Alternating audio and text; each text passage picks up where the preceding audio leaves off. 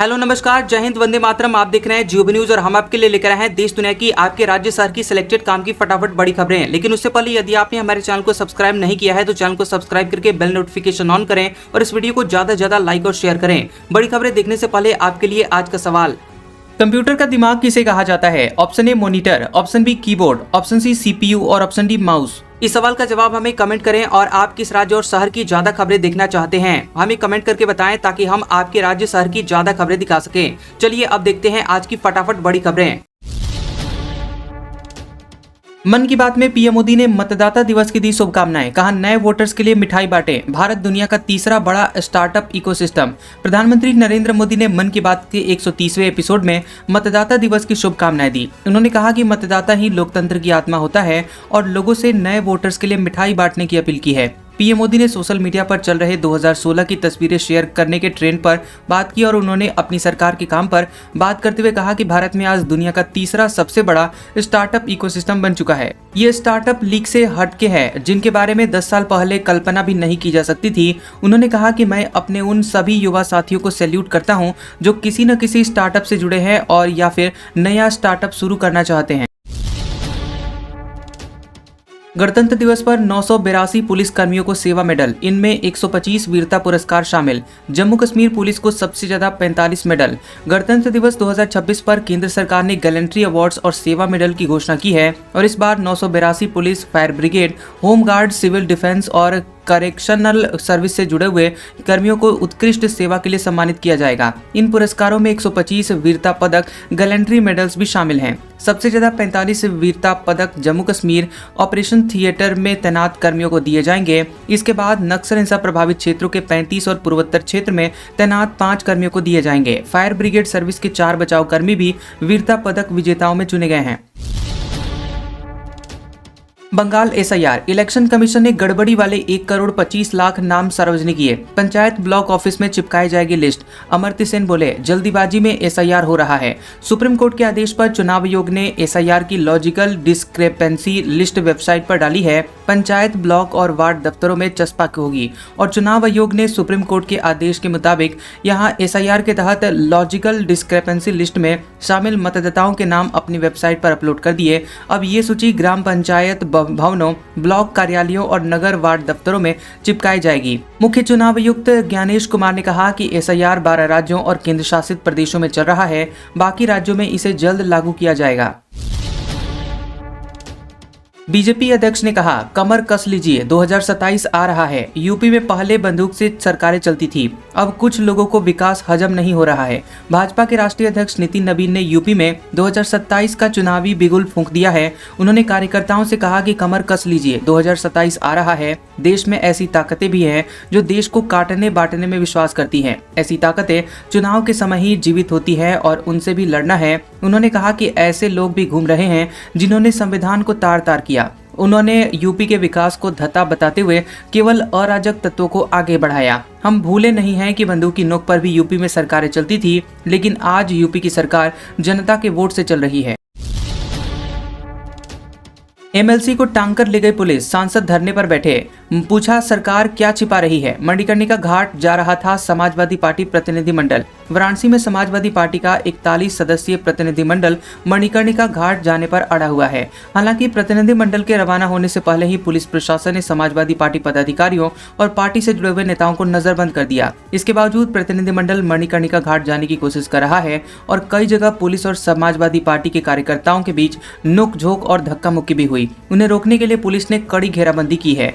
वाराणसी के circuit house और Samajwadi party सांसद वीरेंद्र सिंह के आवास पर भारी पुलिस बल तैनात किया गया। इस दौरान सांसद वीरेंद्र सिंह की पुलिस से तीखी नोकझोंक हुई और बाद में सांसद वीरेंद्र सिंह सड़क पर धरने पर बैठ गए।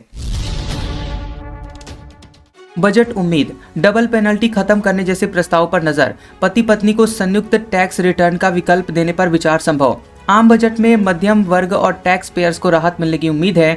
पति पत्नी को संयुक्त रूप से इनकम टैक्स रिटर्न फाइल करने का विकल्प देने पर विचार हो सकता है। Institute of chartered accountant of India ने सुझाव दिया है कि शादीशुदा जोड़ों को अलग अलग रिटर्न के बजाय एक रिटर्न की सुविधा मिले जिसमें टैक्स स्लैब और छूट संयुक्त रूप से लागू हो। हालांकि यदि पति पत्नी दोनों वर्किंग हैं तो अलग अलग रिटर्न फाइल करने का विकल्प भी होगा। संयुक्त रिटर्न फाइल करने पर वे तब विचार कर सकते हैं जब उन्हें इसका फायदा मिल रहा हो। सुझाव के पीछे तर्क ये है कि भारत में बड़ी संख्या में ऐसे परिवार हैं जहां आय का मुख्य स्रोत केवल एक व्यक्ति है। मौजूदा व्यक्तिगत टैक्स स्लैब के चलते इन परिवारों को सीमित छूट का ही फायदा मिल पाता है।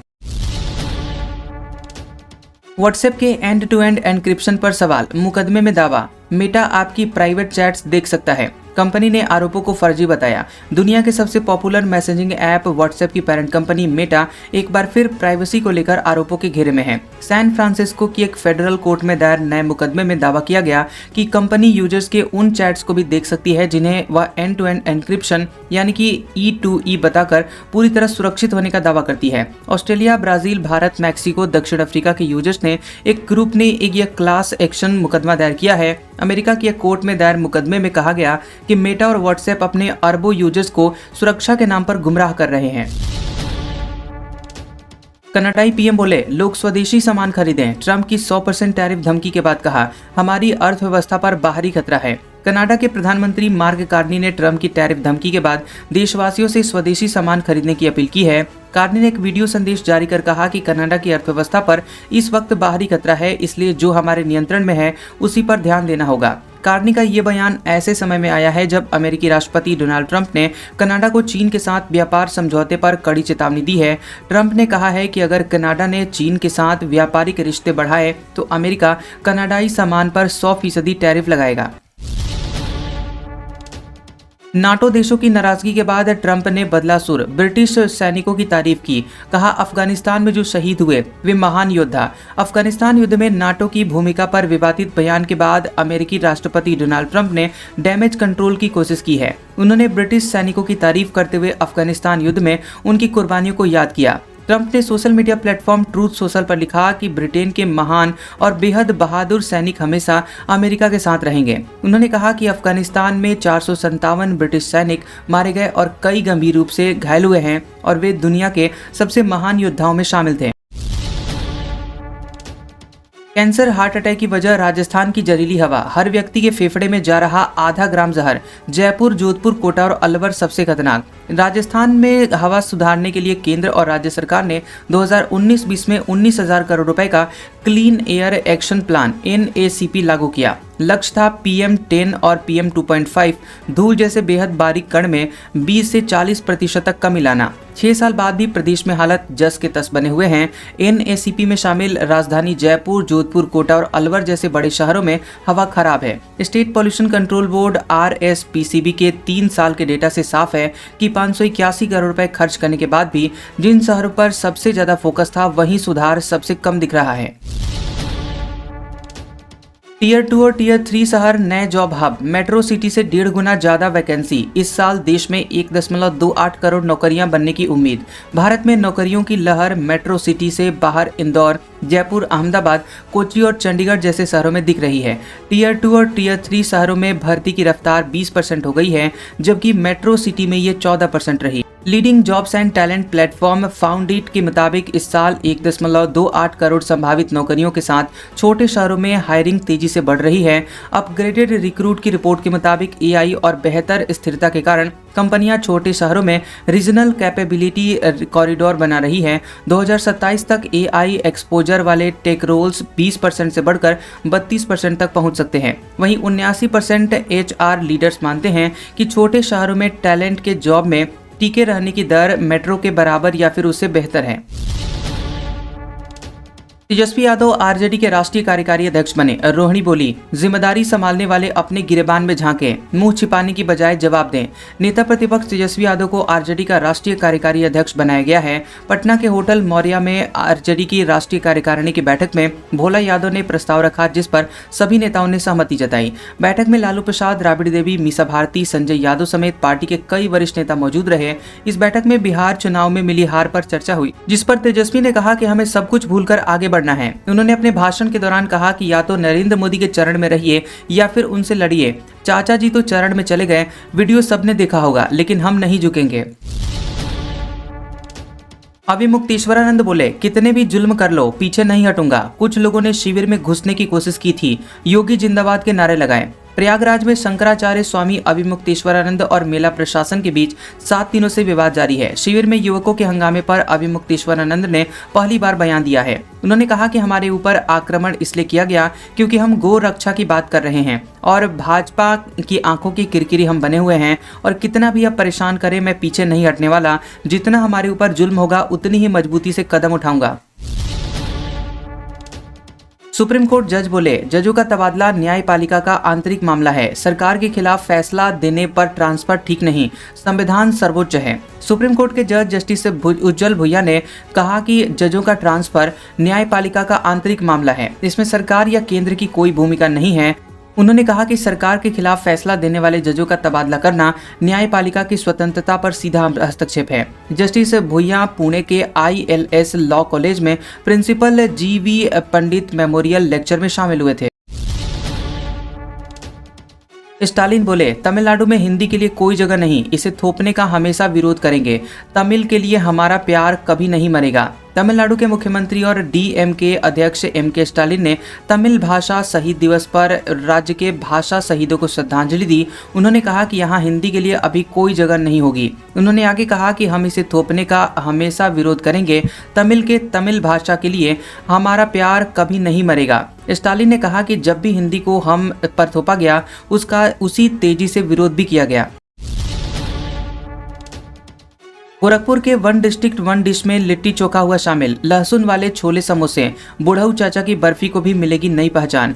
One district one product ODOP योजना की सफलता के बाद अब योगी सरकार उत्तर प्रदेश के पारंपरिक और देसी व्यंजनों को देश दुनिया तक पहुंचाने की तैयारी में है। इसके लिए सरकार ने one district one dish ODOC योजना शुरू की है। इस योजना के तहत हर जिले के खास और लोकप्रिय व्यंजन को पहचान दिलाई जाएगी और उन्हें बड़े बाजार में जोड़ा जाएगा। ODOC योजना में मंडलवार व्यंजन क्लस्टर बनाए गए हैं। गोरखपुर मंडल के व्यंजन क्लस्टर में लिट्टी चोखा को मुख्य व्यंजन के रूप में शामिल किया गया है। इसके साथ ही मंडल के अलग अलग जिलों के प्रसिद्ध देसी व्यंजनों को भी सूची में जगह दी गई है। महाकाल लोक में 488 होमगार्ड जवान होंगे तैनात। उज्जैन में मंदिर की सुरक्षा के लिए ESB करेगा भर्ती। जवानों का कहीं और नहीं होगा ट्रांसफर। महाकाल लोक और महाकाल महाराज के दर्शन के लिए उमड़ने वाली भीड़ की कंट्रोल करने के लिए जिम्मेदारी अब होमगार्डों के जवानों को मिलेगी। मुख्यमंत्री डॉक्टर मोहन यादव की घोषणा के बाद महाकाल मंदिर के लिए होमगार्ड की 4 विशेष कंपनियों के गठन के प्रस्ताव को राज्य सरकार ने हरी झंडी दे दी है। होमगार्ड मुख्यालय भोपाल से इसकी भर्ती के लिए आधिकारिक मंजूरी का प्रस्ताव गृह विभाग को भेजा जा चुका है और ये भर्ती राज्य स्तर पर कर्मचारी चयन मंडल के जरिए की जाएगी। आज का सुविचार, अपनी नजर सिर्फ उस चीज पर रखो जिसे आप पाना चाहते हैं, उस पर नहीं जिसे आप खो चुके हो। कैसा लगा ये वीडियो हमें कमेंट सेक्शन में जरूर बताएं। वीडियो पसंद आया हो तो वीडियो को लाइक और शेयर करें और ऐसी इंटरेस्टिंग वीडियोस देखने के लिए हमारे चैनल GOB न्यूज को सब्सक्राइब करें और बेल आइकॉन को दबाएं। और हमारे ओल्ड और लेटेस्ट वीडियोस देखने के लिए हमारे प्लेलिस्ट और कम्युनिटी टैब को जरूर चेक करें। तो मिलते हैं अगले वीडियो में, तब तक के लिए आपका शुक्रिया।